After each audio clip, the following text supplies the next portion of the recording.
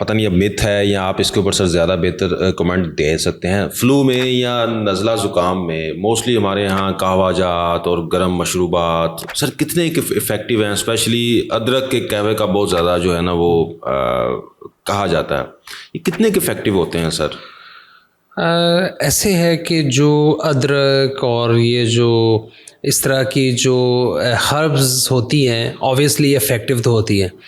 अब इनके जो स्पेशल इंग्रेडिएंट्स होते हैं तो वो कुछ ऐसा आपके नाक और साइनसेस में वो उनका इफ़ेक्ट होता है कि ये कंजेशन को रिलीव करते हैं। तो डेफिनेटली इनका फ़ायदा होता है। कई लोग हमारे पास अक्सर पेशेंट आते हैं कि जी हम वो अदरक का कहवा लिया तो उससे बेहतर हो गया, तो डेफिनेटली ये इफ़ेक्टिव है क्योंकि जी चूँकि जो हॉट लिक्विड्स होते हैं वो कंजेशन कम करते हैं।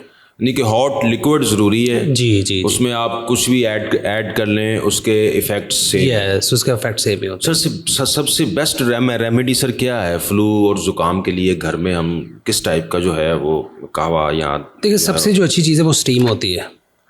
तो स्पेशली स्टीम में अगर आप विक्स टाइप या इससे हम आम पंसारी से उसे सत पुदीना भी कहते हैं, वो अगर थोड़ा सा डाल लें तो वो वेज़ो कंस्ट्रिक्शन करता है, उससे कंजेशन कम होती है, जो सिक्रीशनें हैं वो डाइल्यूट होके रिलीज़ होती हैं। और अगर किसी को एक्यूट या क्रॉनिक साइनोसाइटिस है तो उसमें एक्सट्रीमली हेल्पफुल होती है ये।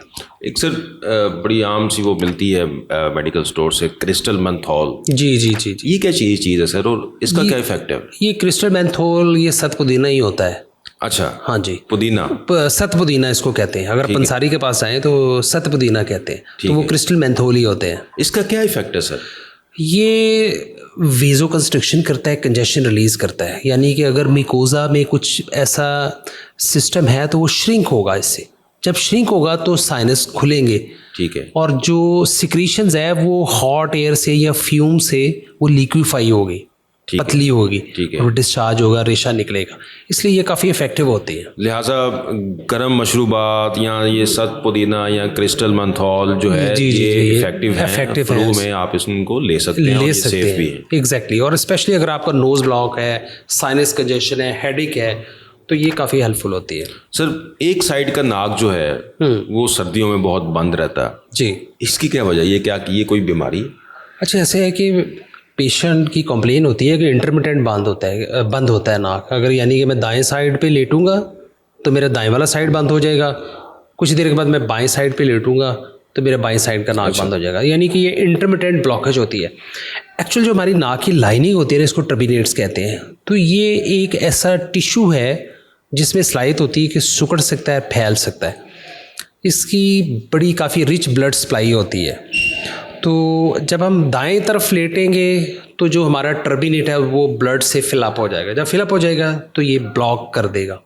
तो इसी तरीके से जब पेशेंट अपोजिट साइड पे लेट जाता है तो वही ब्लड ग्रेविटी की वजह से उधर से ड्रेन होकर दूसरी साइड पे आ जाएगा, तो वो ब्लड फिर दूसरी तरफ इकट्ठा होना शुरू हो जाएगा। तो ये टर्बिनेट हाइपरट्रॉफी की वजह से इंटरमिटेंट नेज़ल ब्लॉकेज होती है। सर इसका कोई मुश्किल ट्रीटमेंट है? देखिए इसकी दो किस्म की ट्रीटमेंट होती है। पहली ट्रीटमेंट तो कंजर्वेटिव ट्रीटमेंट होती है जिसमें टॉपिकल स्प्रेज करें, ड्रॉप्स डालें, और उससे भी ये श्रिंक हो जाते हैं। तो अगर ये आम कंजर्वेटिव ट्रीटमेंट से ठीक ना हो तो इसके फिर कुछ इंटरमीडिएट ट्रीटमेंट्स भी होती है, लाइक आप क्रायो कर सकते हैं, इसके अलावा कॉबलेशन कर सकते हैं, उसका साइज़ श्रिंक हो जाता है। सबमिकोजल डायथर्मी कर सकते हैं, इवन कि आप इसको ट्रिम पार्शल या ट्रिबिनोप्लास्टी इस तरह के प्रोसीजर होते हैं। तो ये इस तरह की इसको दोनों, यानी कि कंजर्वेटिव ट्रीटमेंट पहले ऑफ़र की जाती है, और अगर कंजर्वेटिव ट्रीटमेंट सक्सेसफुल ना हो तो फिर इसका साइज़ जो है उसको डिक्रीज़ किया कर दिया, लेकिन कंजर्वेटिवली ये मैनेज हो जाता है। Sir thank you sir.